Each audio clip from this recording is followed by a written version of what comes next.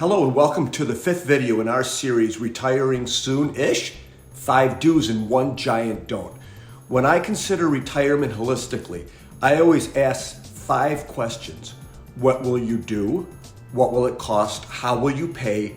What could go wrong? And what will your priorities be? This is the most important video in the series. Today is about setting priorities and defining wealth. In the series finale, I'll identify the worst thing you can do when you retire. It's not buying a Lamborghini or trading in your spouse, but it is a financial doozy. I am Daryl Rosen, your financial strength coach. The purpose of this YouTube channel is to help you create safety, simplicity, and most of all, financial strength at any age or stage of your journey through life. By the way, you can find links for the other videos in this series in the description below and on the Retiring Soon-ish playlist. Wealth, as it's been described in the wonderful book, The Psychology of Money, is what you don't see. And the hardest thing in personal finance above anything else is to stop the goalposts from moving, to not always want more, to understand that enough can be good enough. It's interesting. I consider myself much wealthier than I was 1 year ago today, and my assets are not dramatically different. So the question is not about having more money. It's a question of spending. You know all the online articles that address questions like, is 500K enough to retire on? Or if I have $1 million, can I retire?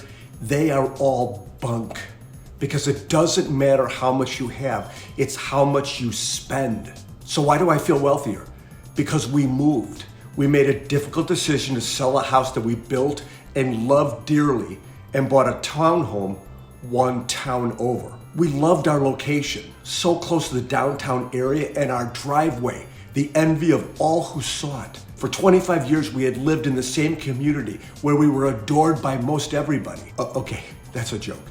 Adored may be a little strong, but we were very comfortable where we were. It was gut-wrenching, but we ended up calling the moving company after the boys said that they were busy that day. Things change. As I record this, our youngest son, Ben, is still in college and not around as much. We didn't need a big house with the even bigger real estate tax bill. So we created more safety in our lives by reducing our obligations and taking a good, hard look at the future. Safety is not only protecting what you have, but also about seeing what's ahead of you. You don't walk down dark alleys, do you? No. We created more simplicity in our lives by getting rid of so much stuff. Remember the boys who were busy when we asked them to help us move? We still have too much of their stuff in our garage and basement. Do they think it will disappear? It will be simple soon. And this is important. We did it while in excellent health. Many couples wait too long. They get older, slower, sicker, and that makes it harder. Our whole financial picture is just, you guessed it, more simple. We created more financial strength because we just don't spend as much. We have more options now for the future. Safety, simplicity, and strength. By the way, this has nothing to do with affordability. This move came from a position of strength, not weakness. Once more from the wonderful book, The Psychology of Money, a book I wish I had read 30 years ago. Saving money is the gap between your ego and your income.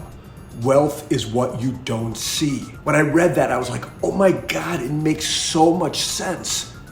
Wealth is what you don't see. Because if you see somebody driving a BMW, all you know is they're driving a BMW. It doesn't mean they're wealthy. They may have $1,000 a month lease payment.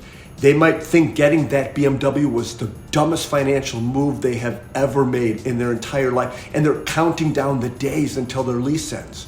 Sure, they could be uber wealthy, but they could also be in over their head just the same. My wife drives a 2016 Mazda SUV that has been described as a starter car.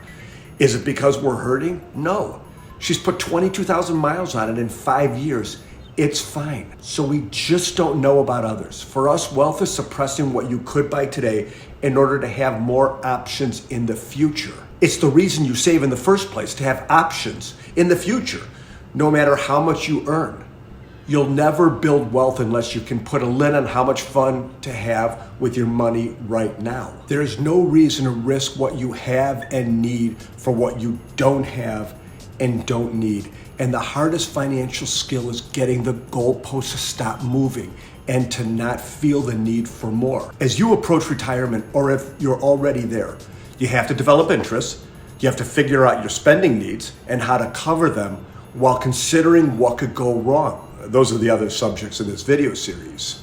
But you also have to consider your priorities and when good enough is good enough. Candidly, I've struggled with this in my whole adult life. Not trying to impress others, I mean, look at me. Just not good at squashing my impulsivities. I think I have it right now. The move definitely helped. So that's all I really wanted to say. In the next video, I'm going to share the worst thing you can do when you stop work. Make sure to subscribe by clicking on the Runner Muscle Man, and you should see a link directing you to the Retiring Soon-ish playlist to enjoy more of this series.